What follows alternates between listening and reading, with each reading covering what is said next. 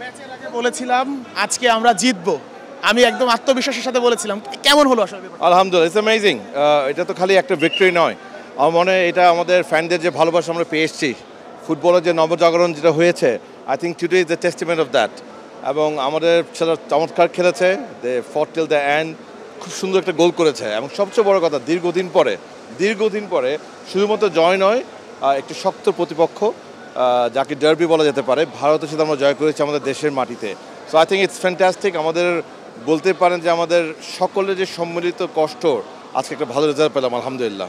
এতদিন আমরা রেজাল্টের কথা বললাম, অবশেষে রেজাল্ট কেমন লাগছে? তারপর আবার ভারতের বিপক্ষে দারুণ লাগছে, সত্যি কথা বলি। আমি তো মার্কেটিং নিয়ে কাজ করি, পার্টনারদের আনা, স্পন্সরদের নিয়ে আনা কাজ করি। সো আমাদের কাজটা মাঠের বাইরে।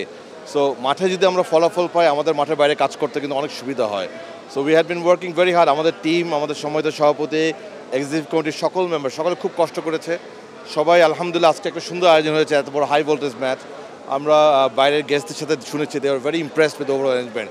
অ্যান্ড সবচেয়ে বড় কথা, আমরা জিতেছি আলহামদুলিল্লাহ। So I think it's amazing. এবং আমার মনে হয় এই জয়ের মাধ্যমে ফুটবল তাবিদ আউয়াল সাহেবের নেতৃত্বে একের পর এক অর্জন করেছে।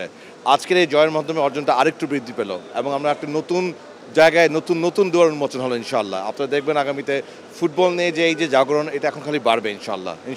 ম্যাচের আগে হামজা ভাইদের সঙ্গে কোনো কথা হয়েছিল কিনা? আমি কখনো টিম রুম যাই না, আমি কারোর সাথে কথা বলি না কখনো। তবে হ্যাঁ, গতকাল ভেরি ইন্টারেস্টিং, গতকাল রাতের সময়তে সভাপতি যখন টিমের সাথে দেখা করতে গিয়েছিল, আমি গিয়েছিলাম, মোরসালিনরা তখন ডিনার করছিল।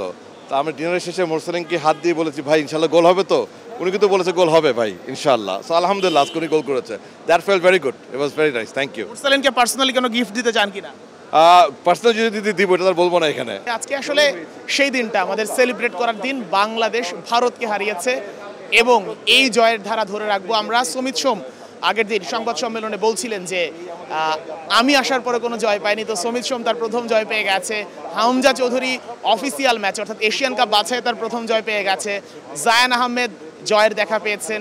সব মিলে আমরা এতদিন ভারতের বিপক্ষে জয় বঞ্চিত ছিলাম, অবশেষে সেই জয়টা আমরা পেলাম।